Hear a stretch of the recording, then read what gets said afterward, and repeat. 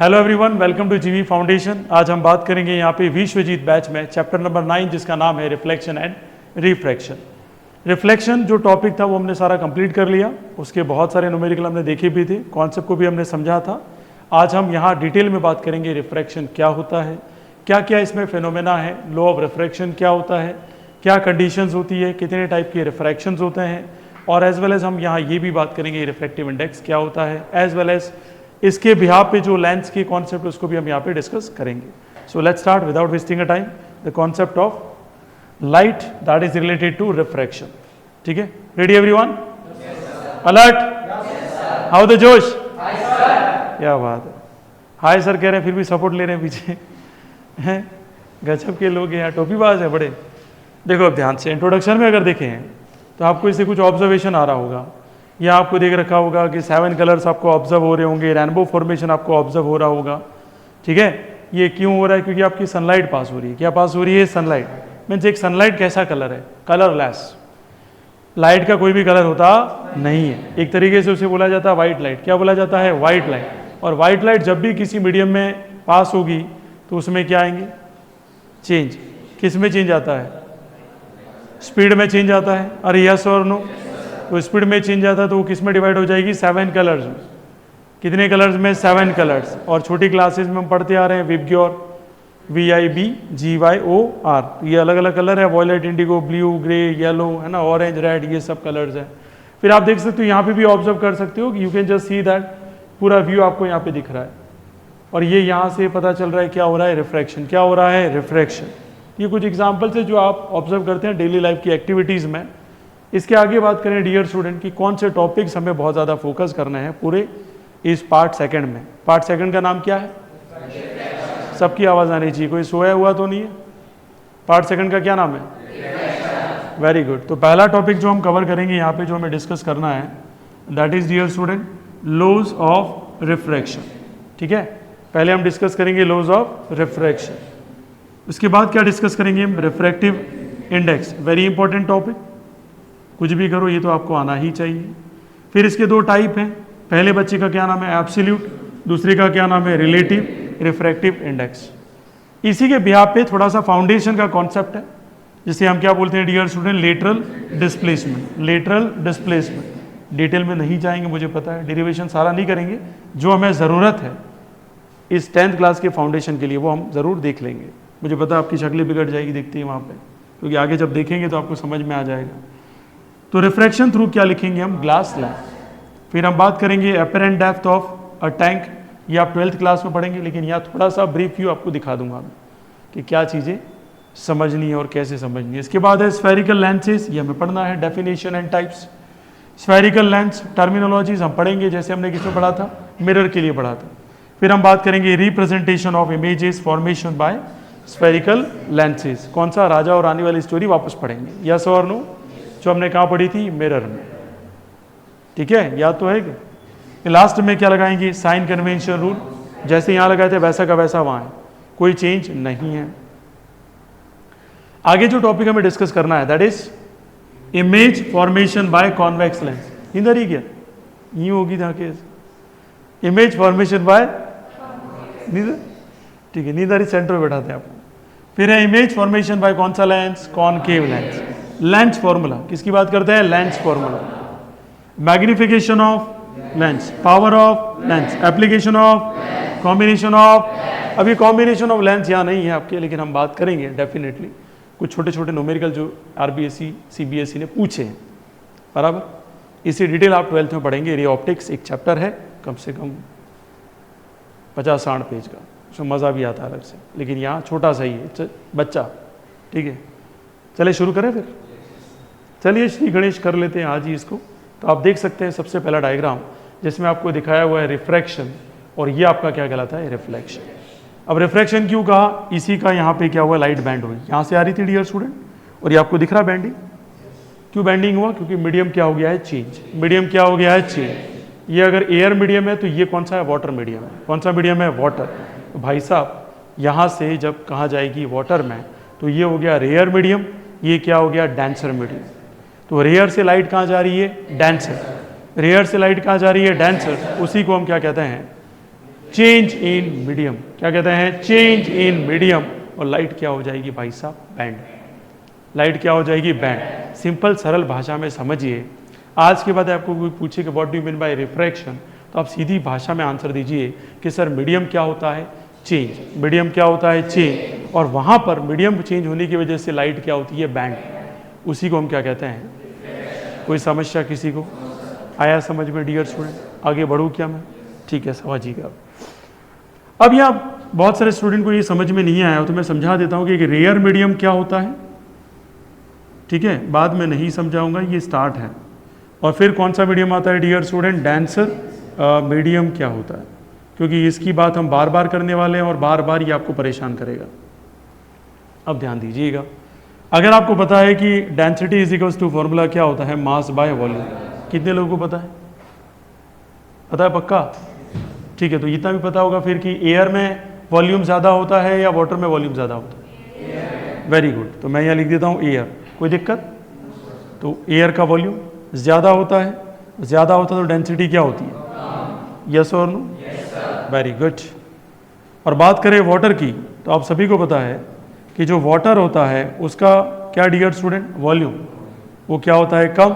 किसके कंपेयर में, एयर। तो डेंसिटी क्या होती है, ज़्यादा डेंसिटी क्या बोलेंगे, ज़्यादा डेंस है। बात समझ में आई कि नहीं आई डियर स्टूडेंट? जैसे मान लो आप अपनी वाइफ के साथ स्विमिंग पूल में उतरे, यस और नो, तो डेफिनेटली पानी है और ये इनकी वाइफ के साथ कहाँ पे, हवा में। और वहाँ से टेररिस्ट ने हमला कर दिया और गोलियां मारी चारों तरफ से, कौन जल्दी बचेगा बताओ? एयर वाला भाग जाएगा, कहीं कहीं छिपेगा और आप पूरा पानी पानी लाल लाल हो जाएगा। कैसा हो जाएगा, लाल। Are you getting my point dear student? तो बताओ डेंस कौन सा मीडियम था, इनके वाला। और बिल्कुल डेंस कम था, वो कौन सा था, ये। इसलिए नाम क्या रख दिया? बात समझ में आई? ये तो पूरे वर्ल्ड में रेयर मीडियम है। रेयर का मतलब बहुत ही कम, यस और नो? अरे याद रहेगा सभी को? कितने लोग समझ में आ गया? सो डेंसिटी कम जहां पे होगी उसे क्या बोलेंगे, रेयर। डेंसिटी ज्यादा होगी इसे क्या बोलेंगे, डेंसर। तो आज के बाद मत पूछना कि डेंसर क्या है और रेयर क्या है। कोई समस्या तो बता दो। आ गया सभी को समझ में? आगे बढ़ूँ क्या मैं? अच्छा, बहुत अच्छी बात है अगर आपको समझ में आ गया। तब मेरा क्वेश्चन है वो ध्यान से सुनिए। अगर आपकी अंडरस्टैंडिंग बहुत बढ़िया है तो आप डेफिनेटली सही आंसर देंगे, और नहीं है तो आप हमेशा मुझे गालियाँ ही देंगे। आप बताइए, आप और वो घूमने जा रहे थे, कहाँ जा रहे थे, घूमने, यस और नो? और आप हवा से सीधा स्विमिंग पूल में कूद गए। कहाँ कूद गए, हवा से स्विमिंग पूल में। आपकी स्पीड बढ़ेगी या कम हो जाएगी? कम होगी। मतलब आप कौन से मीडियम से कौन से मीडियम में गए? Very good. इसका मतलब ये प्रूफ हो गया कि जब आप रेयर से कहाँ ट्रेवल करेंगे, डेंसर में, तो आपकी स्पीड ऑफ लाइट है वो क्या होगी, आगे कि गया? कितने लोग समझ में आ गया? पक्का आ गया? Very good. चलिए, गोलियां छोड़ी आतंकवादी ने और जूनियर लवेज जी कूद गए। ठीक है, स्विमिंग पूल से बाहर भागने आए। कहाँ से भागने आए? स्विमिंग पूल से बाहर भाग रहे। अब मुझे बताइए, जूनियर लवेज सर फटाफट स्विमिंग पूल से बाहर आए उनकी होने वाली के साथ। अब मुझे बताइए, फटाक से ही बाहर आएंगे, इनकी स्पीड बढ़ेगी या कम होगी? क्या होगी? Very good. तो कहाँ से कौन से मीडियम में आएगी? तो आज के बाद याद रखना कि जब डेंसर से हम कहाँ जाएंगे, रेयर में, हमारी स्पीड अपने आप क्या हो जाती है, बढ़ेगी। आ गया समझ में? हमारी मतलब लाइट की। कॉन्सेप्ट किसका चल रहा है? लाइट। कोई समस्या यहाँ पे? कितने लोग समझ में आ गया? चलिए Dakshraj, rare to denser speed क्या होगी? क्या हो जाएगी? कम हो जाएगी। और denser to rare? Denser to rare? आप बताओ, रेयर टू डेंसर और डेंसर टू रेयर दोनों में क्या होगा? बताइए आप। ऐसे क्या क्वेश्चन है, बताओ। रेयर से डेंसर और डेंसर टू रेयर में क्या होगा? अलग अलग केस बताओ। किसमें? रेयर टू डेंसर में क्या होगा?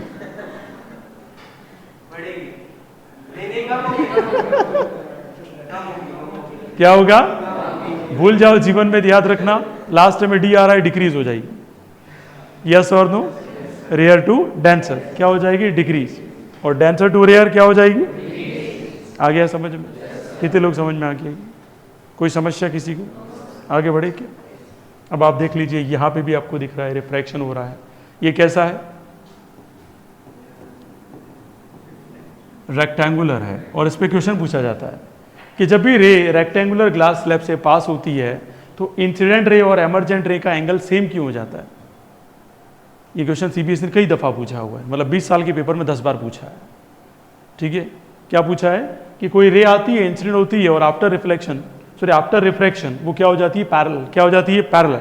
तो दूसरा ये पूछा है इंसिडेंट एंगल और यहाँ पे जो एमर्जेंट एंगल है ई, ये दोनों सेम क्यों होते हैं? तो सीधा सिंपल सा आंसर है कि सर नीचे जो एरिया, ऊपर जो एरिया, वो दोनों क्या है? सेम है। एरिया सेम है डियर स्टूडेंट, और दोनों क्या है? पैरेलल। क्या है? पैरेलल। इसलिए दोनों हमेशा क्या रहती है? सेम। बात समझ में आ गई डियर स्टूडेंट? सिंपल सा आंसर है इसका। इसलिए मैंने 2 डायग्राम सेलेक्ट कर लिए जो आपकी समझ में आ जाए। यहाँ मुझे ये समझाना था और यहाँ मुझे इस क्वेश्चन का आंसर, ये आगे आएगा, डोंट वरी, डिटेल में। अभी तो खाली आपको ऊपर ऊपर की कहानी समझ में आ जाए, बहुत बड़ी बात है, क्योंकि हम साइंस को कछुए की चाल से चल रहे हैं, ताकि साइंस का एक भी क्वेश्चन आपका गलत होना नहीं चाहिए। ठीक है, और मैथ्स को हम खरगोश की तरह चल रहे हैं, क्योंकि आगे वापस उसको भी रिवीजन करना है। क्योंकि मैथ्स में बहुत सारे स्टूडेंट ऐसे होते हैं ओवर कॉन्फिडेंस हो जाते हैं, लेकिन उनको पता नहीं है, अभी तक हमने पीपीटी को बात नहीं किया। चलिए समझते हैं। सबसे पहले जो कॉन्सेप्ट शुरू होता है जिसका नाम क्या है? Refraction of light. क्या है? अरे एक तो आवाज़ आनी चाहिए, आप ऐसे शमशान घाट बैच की तरह बैठते हो, क्या बताएं, कसम से एनर्जी नहीं आती है। देखो पहले 9th में कैसे बैठते थे, याद करो, कि नो डाउट कुछ संसार की फोर्सें गायब होगी यहाँ से, पर एनर्जी उतना लेवल मेंटेन होना चाहिए कि साइड वाला सोया वो जग जाए। अबे क्या हुआ है? सोना नहीं चाहिए। ठीक है, इसका मतलब ये भी नहीं कुत्ते की तरह चिल्लाएं, इंसान की तरह बोले और इंसान की तरह लिमिट में रहें।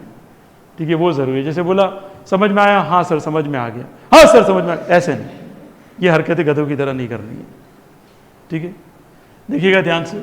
रिफ्रैक्शन में क्या होता है? Change in direction of light, और क्या कह सकते हैं, किसी वेव में जब वो किससे पास होगी? From one medium to another. मतलब इंपॉर्टेंट बात एक ही है कि मीडियम का क्या होना? चेंज। यस और नो?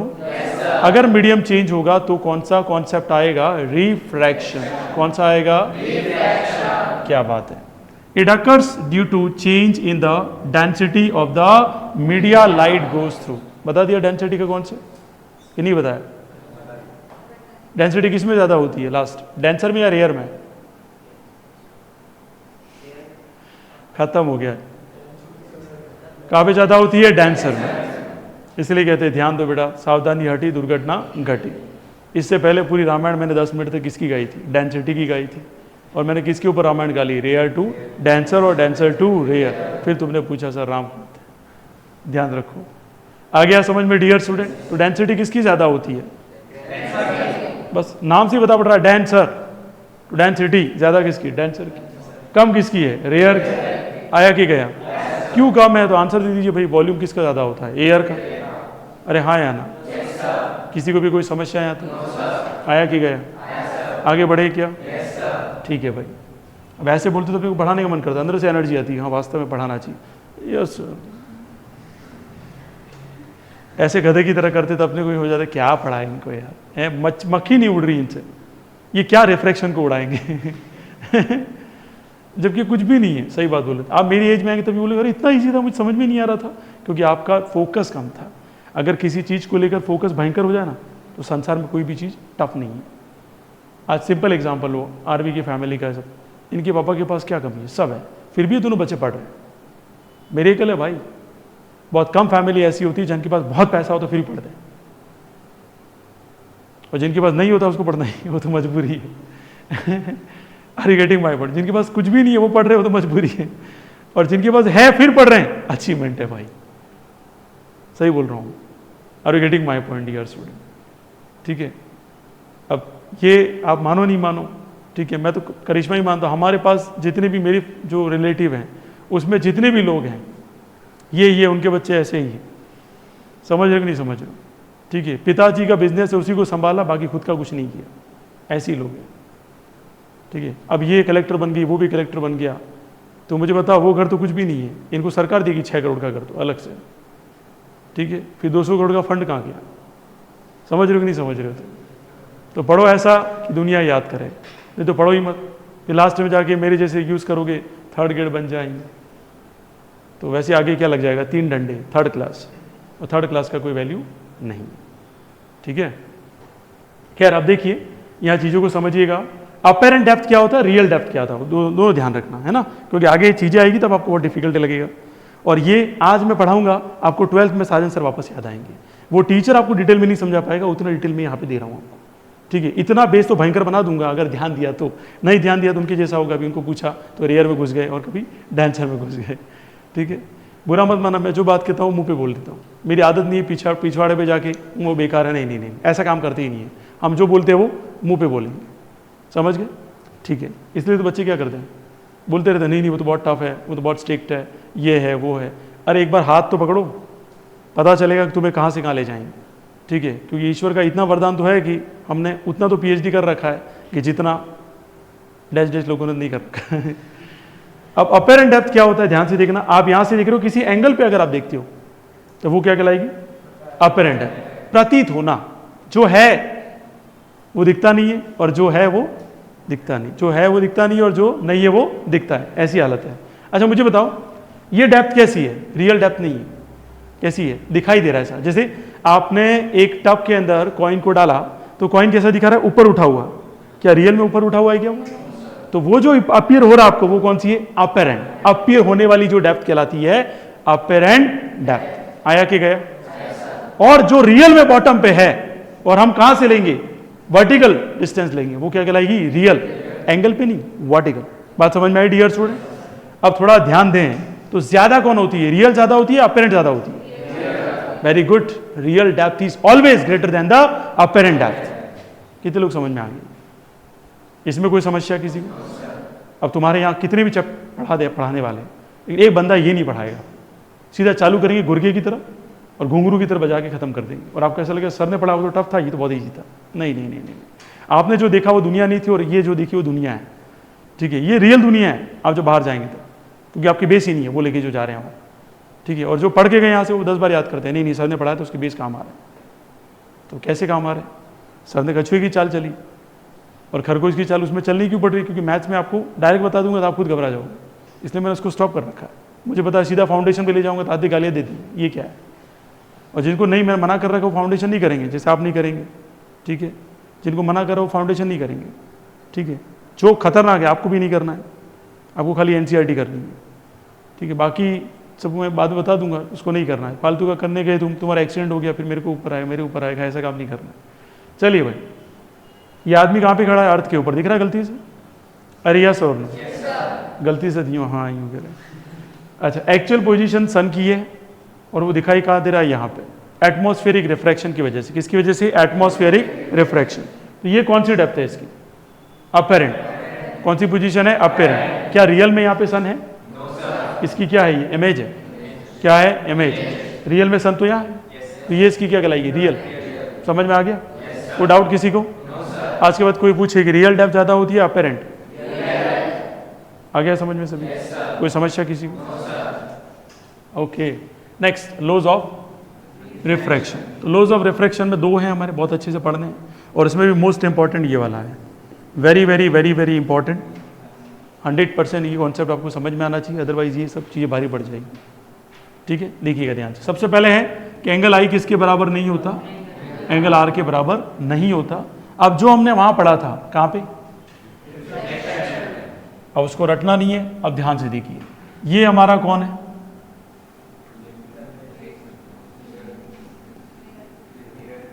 अरे मिरर कहां से आ जाएगा? मीडियम। अब मुझे बताइए, यहां है एयर, कौन है? एयर। यहां कौन है डियर स्टूडेंट? वाटर। तो ये मीडियम की क्या बना दी हमने? लेयर, जिसमें 2 मीडियम का अलग अलग क्या है? सेपरेशन। क्या है? सेपरेशन। यहां से रे आई, ठीक है, और हल्की सी क्या होगी डियर स्टूडेंट? बैंड होगी।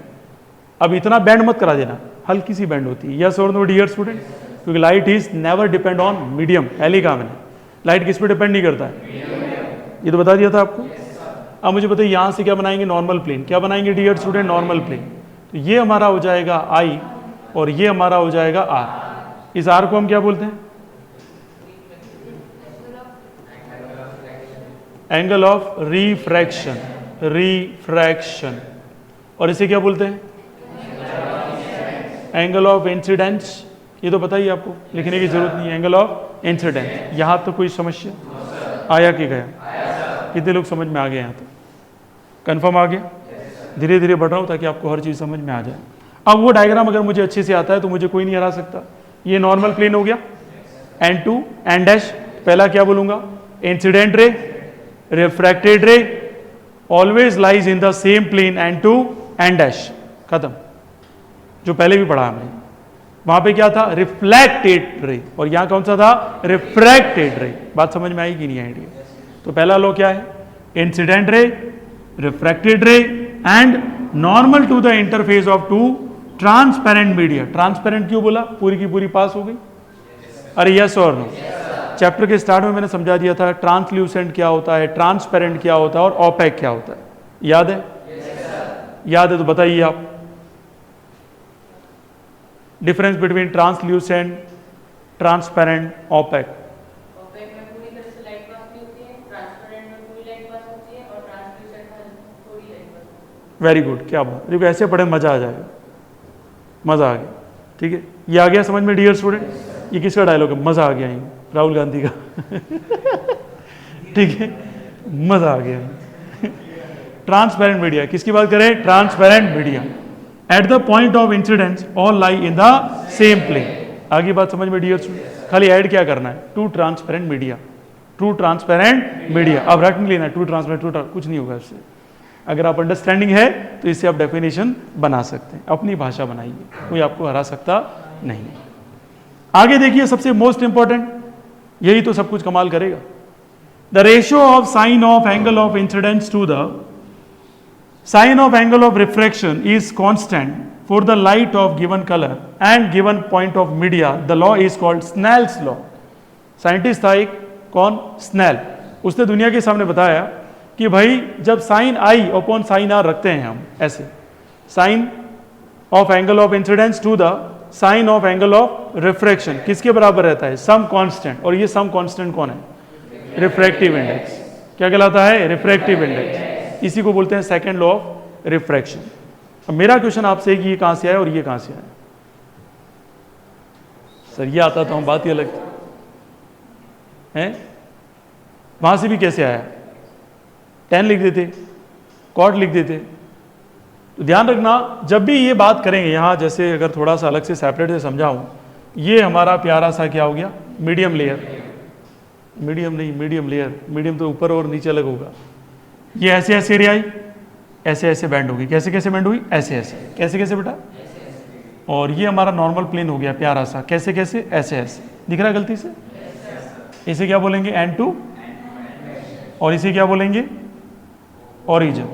ओरिजिन तो ऑप्टिकल सेंटर, ऑप्टिकल सेंटर। थोड़ा सा ध्यान देना मेरी बातों को। इधर क्या कहलाएंगे, आई, ये क्या कहलाएगा, आर।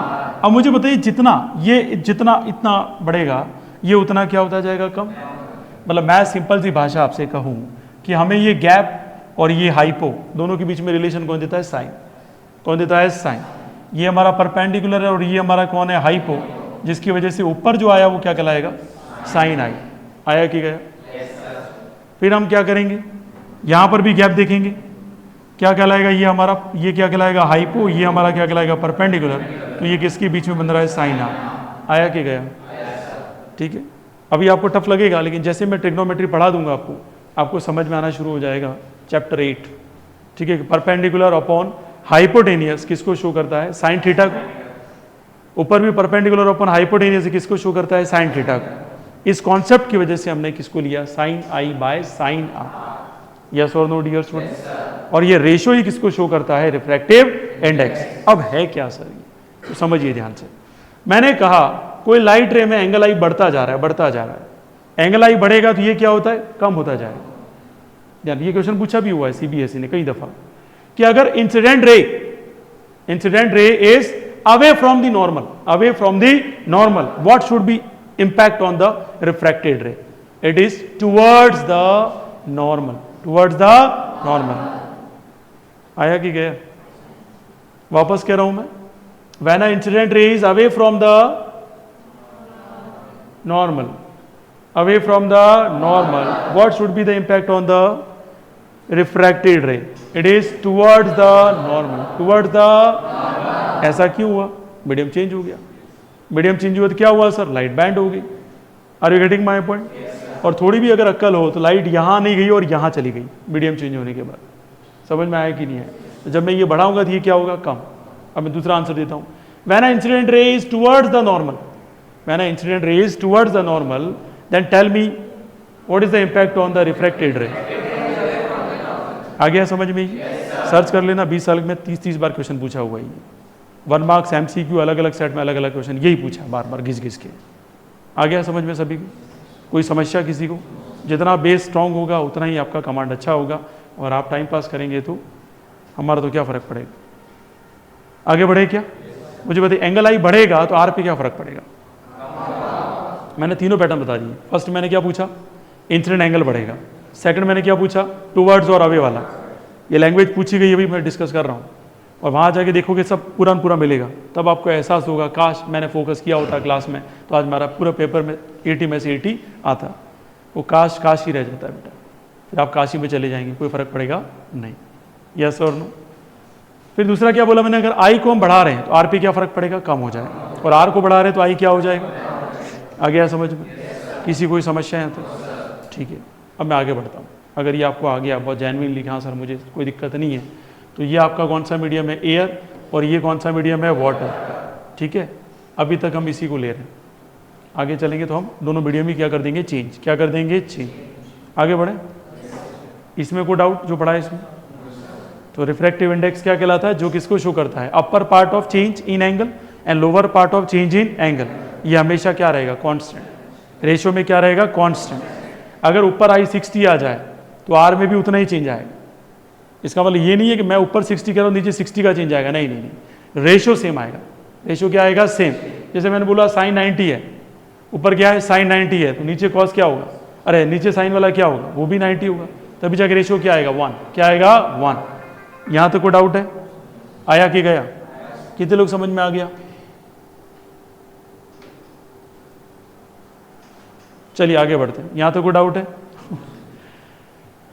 नहीं है उसमें ऑप्शन क्लियर, क्योंकि वो 1080 मेगापिक्सल वाला कर दिया उसमें, इसलिए कोई 480 था, वीडियो क्वालिटी खराब आ रही थी। यहाँ तक कोई डाउट है किसी को? आगे बढ़े क्या? ठीक है, अब ध्यान से देखिएगा, ये अगर आपके समझ में आ गया है तो अब बात करते हैं। ये क्वेश्चन तभी कराएंगे जब आपको थोड़ा बहुत भी नॉलेज हो जाएगा, नहीं तो बता भी देता हूँ। देखो ये क्वेश्चन कैसे होगा, देख लो। अगर आपको समझ में नहीं है तो बोल देना मेरे को। एक रे ऑफ लाइट है, ट्रैवल कर रही है, किस में ट्रैवल कर रही है? किस पे इंसिडेंट करेगी? ऑन द प्लेन सरफेस पे। और कैसा है वो? ट्रांसपेरेंट मीडिया है, और एंगल ऑफ इंसिडेंट कितना दे रखा है? 45 डिग्री है, एंड एंगल ऑफ रिफ्रैक्शन कितना दे रखा है? 30 डिग्री। अब यहाँ आपको ना तो ट्रिग्नोमेट्री मैंने पढ़ाई है, ना ट्रिग्नोमेट्री टेबल आपको आती है, इसके लिए मैं यहाँ जरूर ब्रैकेट में लिख दूंगा। वहाँ जब पढ़ेंगे तब आपको इतनी ईजी लगेगी, आप बोलोगे इतना फर्जी है सर। साइन 30 की वैल्यू यहाँ 30 डिग्री दे रखा है, और एक कौन सी होती है डियर स्टूडेंट? साइन 45। दोनों चीज़ें बहुत अच्छे से समझ लेना। इसका वैल्यू होता है 1/2, इसका वैल्यू होता है 1/√2। That's very easy dear student. ठीक है, मज़ा आएगा इस चैप्टर में पढ़ने में, जितना मज़ा उतना किसी में नहीं। ठीक है, और जिसको कुछ नहीं आता इसमें सज़ा है। ठीक है, देखिएगा ध्यान से। इन्होंने क्या बोला? Find the refractive index. तो अभी हमने क्या पढ़ा था? Snell law. अरे पढ़ा था कि नहीं पढ़ा था? और स्नेल लॉ हमारा चिल्ला चिल्ला के कह रहा था कि मेरा नाम है एन, एन का मतलब रिफ्रैक्टिव इंडेक्स। मैं ऊपर लगाता हूँ साइन आई, नीचे लगाता हूँ साइन आर। यस और नो? तो साइन ऊपर क्या हो जाएगा? 45, नीचे क्या हो जाएगा? साइन 30। और आपको पता है ऊपर वाली वैल्यू कितनी है? 1/√2, नीचे कितनी है? 1/2। कोई समस्या किसी को? अब मुझे बताइए, इसको अगर सॉल्व करेंगे तो ऊपर क्या आएगा? 2, नीचे क्या आ जाएगा? √2। और सभी को पता होगा कि 2 को हम क्या लिख सकते हैं? √2/√2। √2 से √2 क्या हो गया? आंसर क्या आ गया? कोई दिक्कत आया समझ में सभी को? ये तो पता है कि सभी को कि 2 को √2 लिखा जा सकता है। ऐसा कोई है जिसको नहीं आता? ही बता देना, बता भी देंगे। यस और नो? कैसे लिखते हैं? यहाँ तक कोई डाउट है किसी को? अच्छा, ये ऐसा क्यों लिखा जाता है √2 और √2 से 2 कैसे आ जाता है?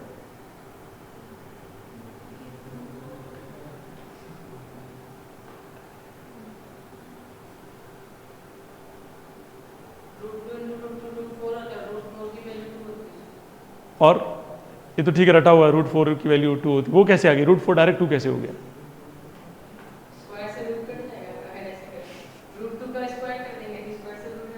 कैसे कर सकता है बताओ? स्क्वायर और रूट कैसे कर सकता है? सिखाया हुआ है, बताओ।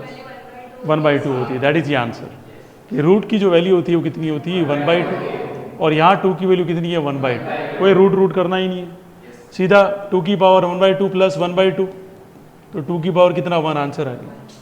यस और नो? यहाँ स्क्वायर रटा हुआ है सभी। ये आपकी प्रॉब्लम नहीं है, यहाँ के एजुकेशन की प्रॉब्लम है, ठीक है। यही चले जाओ, जयपुर वाला स्टूडेंट मना कर देगा, नहीं नहीं ऐसा कुछ भी नहीं, ठीक है। वो बोलेगा मेरे को पता है आंसर क्या है इसका। अब वो कभी नहीं बोलेगा स्क्वायर 4 हो गया तो उसका 2 आ गया, स्क्वायर रूट से कैंसिल हो गया, कैसे हैं?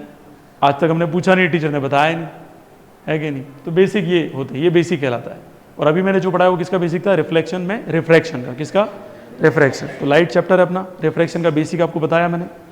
ये भी बेसिक है, किसका? स्नेल होगा। किसका? स्नेल होगा। ऐसा क्वेश्चन आरबीएसई में आ सकता है, सीबीएसई में कभी नहीं। आ गया समझ में डियर स्टूडेंट? कोई डाउट किसी को? It's a base, very very base है ना। ये हाईएस्ट क्वेश्चन होगा आरबीएसई का, टॉप मोस्ट, इससे ऊपर क्वेश्चन आता नहीं। नेक्स्ट देखिएगा। अब यहाँ क्वेश्चन क्या दिया है? A ray of light travelling in air falls on the surface of a rectangular slab of plastic material whose refractive index कितना है dear student? 1.6। If the incident ray makes an angle of 53 degree, value दे रखी है आपको, ठीक है, क्योंकि 53 table में आता नहीं है, ट्रिग्नोमेट्री टेबल में आता नहीं है। With the normal find the angle of made by the refracted ray with the normal. N बराबर फॉर्मूला क्या होता है बताइए? Janisha, sine I by sine r कौन सा लो है?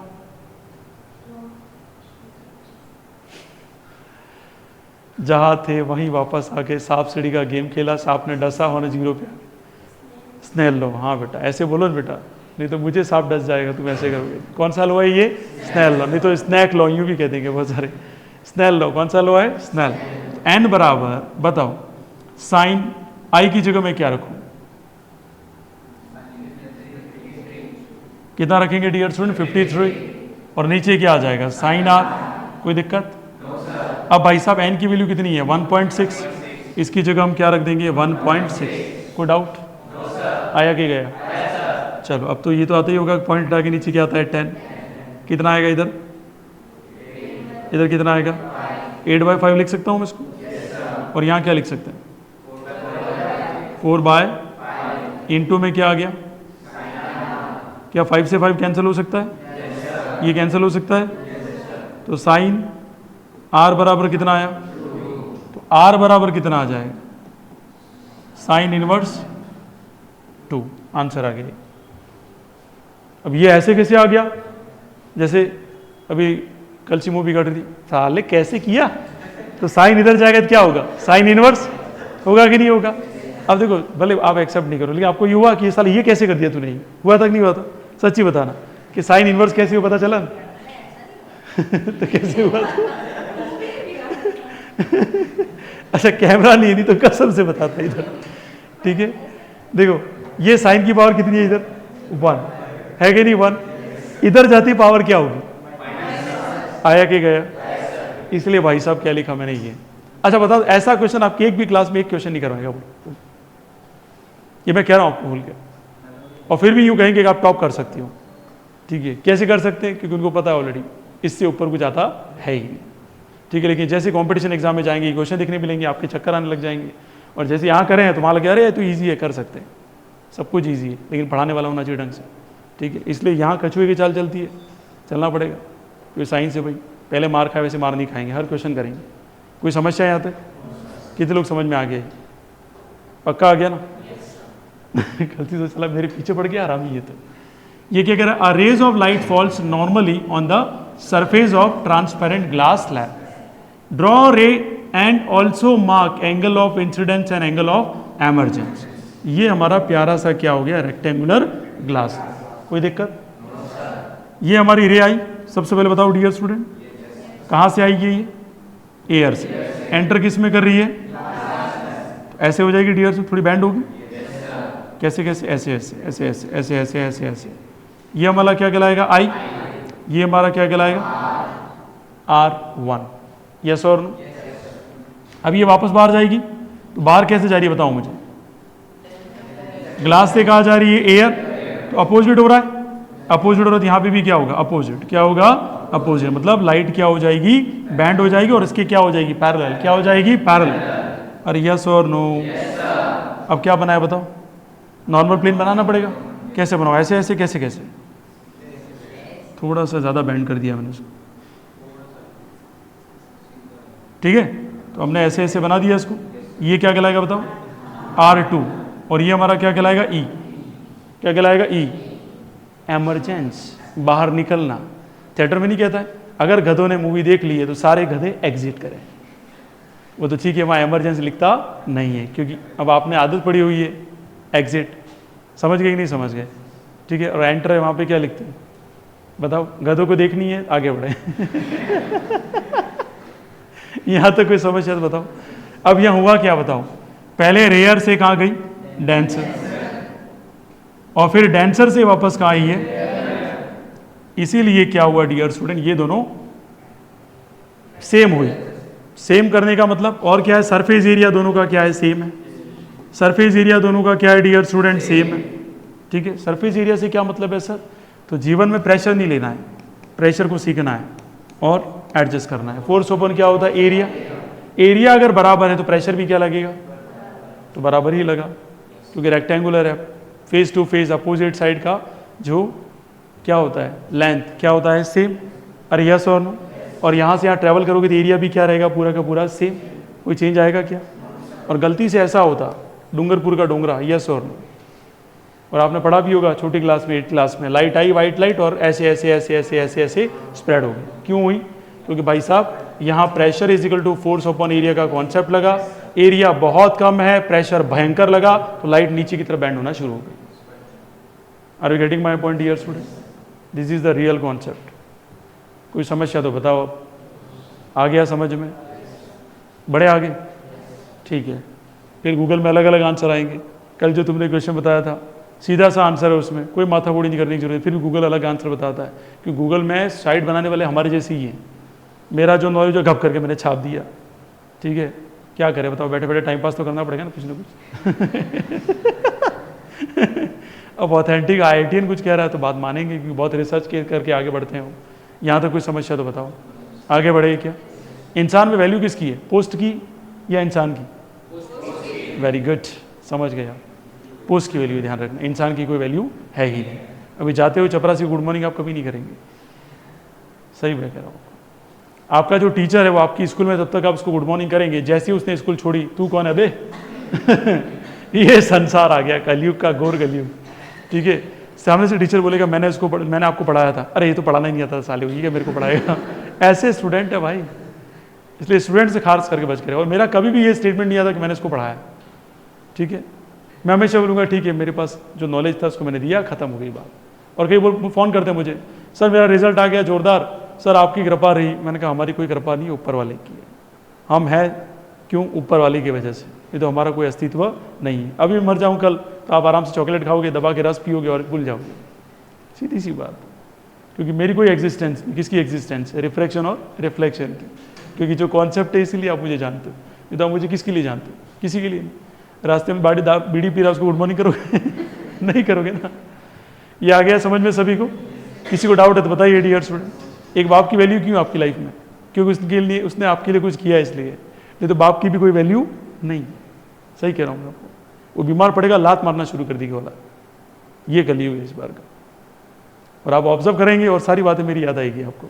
आप किसी एंगल में किसी भी स्टेज में मेरे को भूल नहीं सकते, क्योंकि इस रावण की शक्ल हमेशा याद रहेगी हर स्टेप पे, क्योंकि आपको याद रहेगा हाँ उसने ये कहा था, ये हो रहा है, देखो, ठीक है। ये है रियलिटी, क्या करें।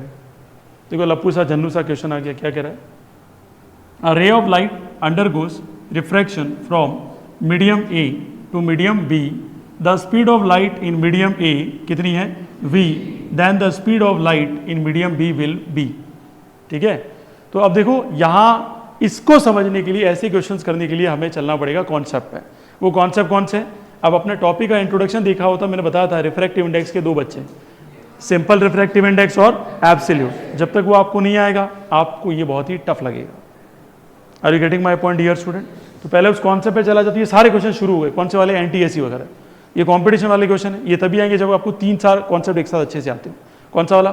रिफ्रैक्शन आपको अच्छे से आता है, स्नेल लॉ आपको अच्छे से, लेकिन स्नेल लॉ के 2 टाइप अगर आपको नहीं आते हैं अब इस क्वेश्चन को सॉल्व नहीं कर सकते, क्योंकि वेलोसिटी का रिलेशन किसके साथ, रिफ्रैक्टिव इंडेक्स के साथ आपको पढ़ाया नहीं है, इसलिए आपको नहीं आएगा। तो देखो कैसे करेंगे ऐसे, देखो ये वाला क्वेश्चन भी वैसा ही है, ठीक है। ये छोटे छोटे कॉन्सेप्ट क्लास में आपने 8th में पढ़े थे कि विबग्योर वाले, वो तभी आएंगे आप। तो पहले कॉन्सेप्ट पे चले जाते हैं और आपको समझाते हैं कि क्या कॉन्सेप्ट हमें ज़रूरी है इसके लिए। तो भाई ये आ गया हमारा रिफ्रैक्टिव इंडेक्स, ठीक है। इसका डेफिनेशन समझिए ढंग से, देखिएगा ध्यान से। What is the definition of refractive index? देखिए क्या लिख रहा है, द रिफ्रैक्टिव इंडेक्स किसको मेजर करता है? The bending of light.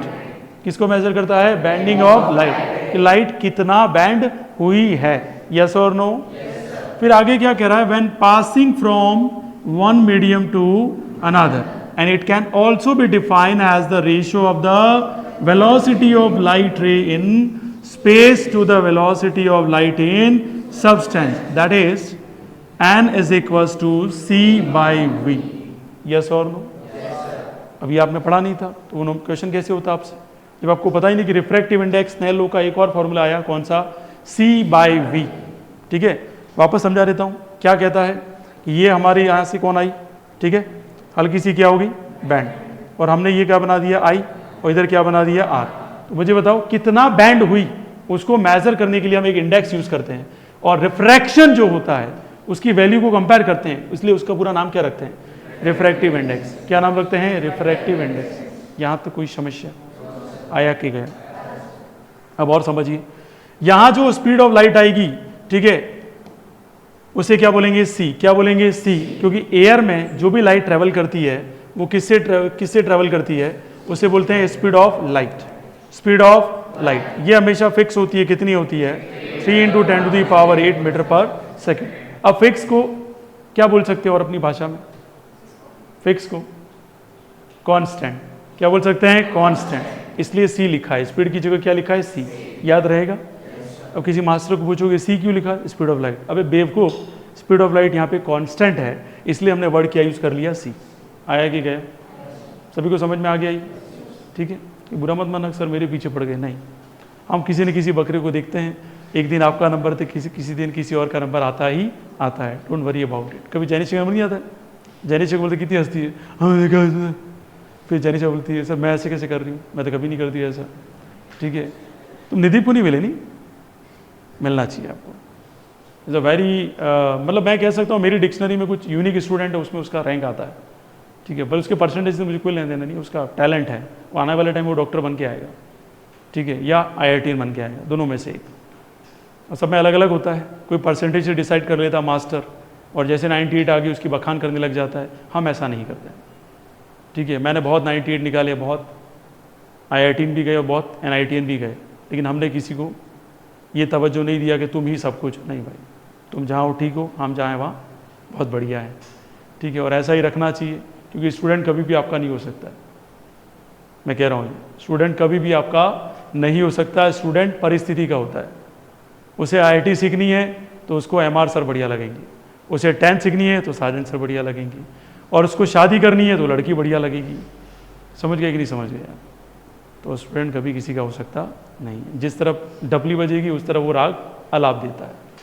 अब देखिए ध्यान से, स्पीड ऑफ लाइट मैंने यहाँ पे लिखा 3 × 10⁸ क्या रहता है? कांस्टेंट। तो हमने यहाँ पे साइन क्या यूज कर लिया? सी। कोई समस्या? अब आप यहाँ हो सकता है वाटर हो, यहाँ हो सकता है वाइन हो, यहाँ हो सकता है ऑयल हो, तो मीडियम तो कुछ भी हो सकता है। तो यहाँ की कोई स्पीड फिक्स नहीं है। नहीं है तो हमने अल्फाबेट में क्या बोल दिया? V। आया कि गया? तो इसका जो रेशियो है ना, वो हमेशा रेशियो ही तो क्या कहलाता है? Refractive index. और स्नेल भी बार बार क्या बोल रहा था? Sine of angle of incidence to the sine of angle of refraction is equals to some constant. लेकिन यहां क्या बोल रहा है? स्पीड का रेशियो। रेशियो तो रेशियो ही होता है, चाहे स्पीड का लो किसी का भी लो, आंसर क्या आएगा? फिक्स। क्या आएगा? फिक्स। बात समझ में आई डियर स्टूडेंट? तो स्नेल लॉ ने किसके बारे में बात की? एंगल्स के बारे में। Are you getting my point? और यहां रिफ्रैक्टिव इंडेक्स ने किसकी बात की? Speed, ratio of the speed. ये कैसा है डियर स्टूडेंट? इसे बोलते हैं एब्सोल्यूट रिफ्रैक्टिव इंडेक्स। क्या बोलते हैं इसको? Absolute refractive index. Sir absolute क्यों बोला इसको? क्योंकि इसकी वैल्यू एब्सोल्यूट है। स्टार्टिंग जो वैल्यू है वो क्या है? Absolute, absolutely right. इसका मतलब क्या हुआ? तुम्हें कोई गलत कर सकता नहीं है, तुम सही हो। तो यहां भी क्या हुआ, एब्सोल्यूट वैल्यू है स्टार्टिंग वाली, हमेशा लाइट कहां से आएगी, एयर से, फिक्स है। किस कंडीशन में, इसलिए नाम क्या रखा गया इसका, और इसका नाम रखा होता नॉर्मल। तो याद रखना फर्स्ट मीडियम भी कुछ भी हो सकता है, सेकंड मीडियम भी कुछ भी हो सकता है। जैसे मेरे ग्लास में वाइन भरा हुआ था, यस और नो, उसमें हमने पानी डाला, क्या डाला, तो दो मीडियम आए कि नहीं आए, कौन सा आया, पहला वाइन, दूसरा कौन सा आया, ग्लास। अब लाइट कहां से कहां रिफ्लेक्ट होगी, वाइन से। आया समझ में कि गया, कितने लोग समझ में आ गए, तो वो नॉर्मल है, क्या कहलाएगा, नॉर्मल। आया समझ में तुम्हें, कंफर्म, थोड़ा बहुत में क्या है इसमें फर्जी तो है। मुझे बताइए एन बराबर हमने क्या लिखा, सी बाई वी। सी क्या है, कांस्टेंट है, अलग अलग है। कांस्टेंट को हम अपनी इंग्लिश भाषा में, ब्रिटिश लैंग्वेज बोलते हैं एब्सोल्यूट, क्या बोलते हैं, एब्सोल्यूट। और हम अमेरिकन लैंग्वेज में इसको बोलते हैं कांस्टेंट, क्या बोलते हैं, तो हमने कांस्टेंट लिख दिया। Speed of light in light, air and vacuum, क्या रहेगा, सी। कितनी वैल्यू है, मुंह से बोलो बेटा, आप तो बोलते ही तो नहीं हो, इतना धीरे चलोगे तुम्हारी बीवी ले लेगा, समय वाला ध्यान रखना। 3 × 10⁸ मीटर पर सेकेंड। अरे यस और नो, जहां नहीं है तुरंत पूछना है, ऐसा नहीं कि मैं पूछूं तब पूछूं, क्योंकि मैंने पहले ही कहा कि मैं विष्णु भगवान नहीं, और होता तो यहाँ होता नहीं, सीधा कहाँ होता, रुद्रप्रयाग के सभी को आशीर्वाद देता, ऐसे करता, ऐसे नहीं करता, ऐसे ही करता कि तीनों लोग मेरे हाथ में आएंगे ब्रह्मा विष्णु महेश लेकिन ऐसा कुछ है नहीं। तो आई, और ये क्या आ गया, आर। अब मुझे बताओ यहाँ सिंपल सा कंडीशन क्या था कि speed of light air and vacuum में फिक्स होती है, कितनी होती है, 3 × 10⁸ मीटर पर सेकेंड। अरे यस और नो, इसी को हमने क्या कह दिया, एब्सोल्यूट। तो नीचे क्या होगा, कुछ भी हो सकता है भाई, अब तुम मीडियम क्या रखो उस पर डिपेंड करता है, और एग्जामिनर ने कौन सा मीडियम दिया उस पर फर्क पड़ता है। तो नीचे वी ले लिया, हमें नहीं पता है, तो और उसकी वैल्यू जो भी होगी वो देगा वो हमें उससे कोई लेना देना नहीं, लेकिन स्टार्टिंग फिक्स हो गया। स्टार्टिंग क्या हो गया, फिक्स, इसलिए नाम क्या रखा, क्या बोला, और जब भी आपको बात की जाएगी एब्सोल्यूट रिफ्रैक्टिव इंडेक्स की, तो 101% लाइट कहां से आ रही है, एयर से। सन से ही मत बोलते हैं, तो सबको पता है कहां से आ रही है लाइट, एयर मीडियम से किसी और मीडियम में जाएगी, कौन सा और मीडियम है मुझे पता नहीं है, इसलिए उसकी स्पीड क्या रखी हमने, वी। इसे बोलेंगे speed of light in other medium, क्या बोलेंगे, speed of light in other medium. अब सिंपल भाषा में कोई पूछे आपसे डिफाइन द रिफ्रैक्टिव इंडेक्स, तो आप क्या बोलेंगे, it's a ratio of the speed of light in one medium to another medium, simple भाषा में। लेकिन बोले एब्सोल्यूट, तो आप बोलेंगे it is a ratio of the speed of light in air and vacuum to the speed of light in other medium, this is called absolute refractive index. आया कि गया, कितने लोग समझ में आ गया। अगर ये पूछे what is a normal refractive index, normal refractive index, तो आप क्या बोलेंगे, speed of light in second medium to the speed of light in first medium, this is called refractive index. ठीक है, और नॉर्मल कौन सा, नॉर्मल वाला। यहां तो कोई समस्या, कितने लोग समझ में आ गया, ठीक है, that's very easy dear student. आगे बढ़े क्या, देखिएगा नेक्स्ट। हाँ, ये समझ में आ गया रामायण सारी। अगर ये रामायण समझ में आ गई तो देखो क्या बोल रहा है, calculate the speed and wavelength, calculate the speed and wavelength of light in glass और इन एयर, इन ग्लास और इन एयर। अब देखो दैट्स वेरी इजी डियर्स, और हमें लाइट वेव्स की क्या दे रखी है, फ्रीक्वेंसी कितना दे रखा है, 6 × 10⁻14 hertz, travels from air to glass, और एन की वैल्यू कितनी दे रखी है, 1.5। तो यार सीधी बात है, इस एक तो क्या कैलकुलेट करनी है स्पीड, और एक क्या कैलकुलेट करनी है वेवलेंथ, और पहले ही बोल दिया कहां से कहां जा रहे हम, बिल्कुल फर्जी सा क्वेश्चन है कि नहीं। ठीक है, ये लास्ट है, कोई टेंशन मत लो, फिर छोड़ देंगे आप। एन बराबर फॉर्मूला क्या होगा, सर कैसे पता पड़ा, सर सी बाई वी लगेगा, बाबा एयर दे रखे हैं, बाबा एयर कहां जा रहे हैं, बाबा एयर कौन है, लाइट, तो लाइट कहां से कहां जा रही है, और आपको पहले बोला पहला मीडियम एयर हो तो कौन सा रिफ्रैक्टिव इंडेक्स, बोलो निहारिका, बोलो क्या कर रही हो, कौन सा रहेगा, एब्सोल्यूट। हाँ, याद रहेगा सभी को, उसकी बहन का नाम है, डोंट वरी। ठीक है, क्या रहेगा, एब्सोल्यूट। यहां तक कोई समस्या तो बताओ। तो n बराबर सी बाई वी लिख दिया, सी की वैल्यू पता है ना, 3 × 10⁸ मीटर पर सेकेंड, और v का वैल्यू हमें नहीं पता है, लेकिन हमें यह जरूर पता है कि n की वैल्यू कितनी है डियर स्टूडेंट, 1.5। कितना है डियर स्टूडेंट, 1.5। यहां तो कोई समस्या, आया कि गया, चलिए भाई। तो v बराबर कितना लिख देंगे, 3 × 10⁸, नीचे क्या आ जाएगा 1.5, पॉइंट है कितना आएगा ये 2 × 10⁸ मीटर पर सेकेंड। यहाँ तक कोई समस्या तो बताओ, कितने लोग समझ में आ गया? कर पाएंगे ऐसे क्वेश्चन? ये तो लप्पू जन्ना क्वेश्चन है। अब आता है 9th का कॉन्सेप्ट, जिसको 9th आती है वो विजेता। यस और नो? क्योंकि यहाँ आ गया भाई कॉन्सेप्ट किसका? वेवलेंथ का। ये तो समझ में आ गया ना सभी को? ग्लास, फिर कौन सा डियर स्टूडेंट? एयर, ठीक है। और लाइट वेव्स फ्रीक्वेंसी कितना दे रखा आपने को? ठीक है भाई, ये ग्लास में पूछ रहा है और किस में पूछ रहा है? एयर में। तो बताओ ग्लास में कैसे निकालेंगे? तो ये रहा 2 × 10⁸, और एयर में कितनी होती है? 3 × 10⁸। अब मेरे पास दौड़ के मत जाना, तल मेरे को पता ही नहीं। अरे क्या पता नहीं भाई, एयर का फिक्स है कितनी है? 3 × 10⁸। फिर मेरे पास दौड़ते दौड़ते आगे तल आपने पलाई नहीं था। अबे पलाई नहीं, क्या पलाई नहीं था?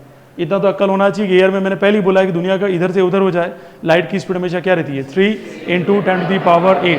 उसके बाद भी आप दौड़ते दौड़ते तैयार हो, फिर तुम जानो तुम्हारा काम। यस और नो? आया कि गया?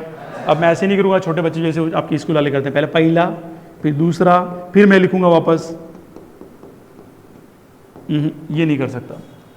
बात समझ में आ गई डियर स्टूडेंट? पहले का आंसर ऑलरेडी आ गया है, सेकंड ऑलरेडी आपको पता है एयर का स्पीड कितना होता है?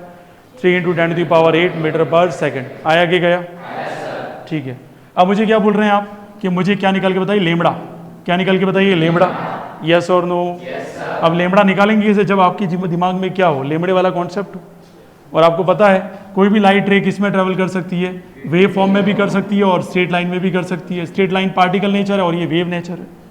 अरे यस और नो? स्टार्ट में ही बता दिया था मैंने। यहाँ पे एक भी चीज़ मैं वापस बताऊंगा नहीं, ध्यान दीजिएगा। आपको पता है speed is equal to formula क्या होता है? Displacement upon time. ये पता है कि नहीं पता है? और यहाँ डिस्प्लेसमेंट किसकी टर्म्स में आएगा? वेवलेंथ। कैसे कैसे? ऐसे ऐसे। और 1/टाइम को क्या लिख सकते हैं? फ्रीक्वेंसी। 1/टाइम को क्या लिख सकते हैं? फ्रीक्वेंसी। ऐसा आपने साउंड वाले चैप्टर में पढ़ा होगा, गलती से नहीं पढ़ाया था, आपके मास्टर जोरदार हैं। यस और नो? और मैंने तो पढ़ाया था आपको, ठीक है। साउंड का जो चैप्टर पढ़ाया था उसमें मैंने पढ़ाया था आपको, इसके रिलेशन भी बताए थे, ठीक है, बहुत डिटेल में। अब देखिए बताइए, तो V इज इक्वल टू हमने क्या लिख दिया? Lambda into F. कोई समस्या किसी को? सबसे पहले बात करते हैं ग्लास में। किसकी बात करते हैं? ग्लास। ग्लास की स्पीड कितनी निकाली अभी हमने? पहला, ठीक है। लेमड़ा का लेमड़ा, फ्रीक्वेंसी हमेशा कांस्टेंट होती है, ध्यान रखना। कभी भी फ्रीक्वेंसी चेंज नहीं होगी, चाहे कैसा भी मीडियम आ जाए। बात समझ में आई? फ्रीक्वेंसी में कोई चेंज आता नहीं है। फ्रीक्वेंसी कितनी है भाई? बहुत बढ़िया डियर स्टूडेंट। अब लेमड़ा निकालना है, तो लेमड़ा इधर और नीचे क्या आ जाएगा? 6 × 10⁻14। ये कितना आ जाएगा डियर स्टूडेंट? 3। और ये पावर चली गई तो कितना आएगा डियर स्टूडेंट? 6। तो ये 1/3 कितना होता है? 0.66। इतना ही होता है, 3 होता है। जो लिखो आप तो सर, आप हम तो लगता रहो, हमें दिखता रहा। तो 0.33 × 10⁻6 मीटर आ गया। प्लस वाला ऊपर जाएगा तो क्या होगा? माइनस। 1/3 की वैल्यू कितनी आती है? 0.3333 चलता ही रहता है। ये पता कि नहीं? सर पता था, अब नहीं। अरे पता है कि नहीं? नहीं पता, आराम से शिद्दत के साथ वीडियो देखते रहना, ऐसे ऐसे ऐसे ऐसे करके, ताकि आपको बिल्कुल धीरे से पढ़ा रहा हूँ, समझ में भी आ जाए। ये क्लियर हो गया सभी को? ये पहले का आंसर निकाला किसका है? गिलास का है। किसका है ये? गिलास। आप कहते हैं एक गिलास पानी लाओ से, गिलास। यस और नो? इसी का सेकंड आंसर देखेंगे डियर स्टूडेंट। तो आपको पता है बात किसकी चल रही है? एयर। किसकी बात चल रही है? एयर की बात चल रही है। तो यहाँ क्या होगा बताओ? एयर की बात चल रही है डियर स्टूडेंट, तो C की वैल्यू कितनी होगी? 3 × 10⁸ मीटर पर। और अभी अभी आपने देखा कि ये लेमड़ा वाला जो रिलेशन है वो कैसा है डियर स्टूडेंट? बताओ। V is equal to lambda into F. V की किससे रिप्लेस होगा? C से। लेमड़ा इंटू क्या हो जाएगा? F। रिप्लेस क्यों हुआ? क्योंकि बात किसकी चल रही है? C का वैल्यू कितना है? नीचे डिवाइड में कौन आ जाएगा? फ्रीक्वेंसी। फ्रीक्वेंसी का वैल्यू कितना है? 6 × 10⁻14। इधर कितना हो जाएगा? लेमड़ा। कैसे कैसे? ऐसे ऐसे। कैसे कैसे? ऐसे ऐसे। कैसे कैसे? ऐसे ऐसे। और ये आ गया लेमड़ा मीटर में। यस और नो डियर्स? कितने लोग समझ में आ गया? अब आई 9th 10th में, ऐसे घुस जाती है 9th 10th में, और हमें हवा नहीं लगती, फिर कंपटीशन एग्जाम में टफ लगते हैं। कितने लोग समझ में आ गया? यहाँ तक कोई समस्या? इसके आगे की बात करेंगे कल के लेक्चर्स में। So thank you so much for watching जीवी फाउंडेशन विद आपके अपने एसके सर के साथ। ज्वाइन जीवी foundation for your bright future. आपका दिन शुभ रहे।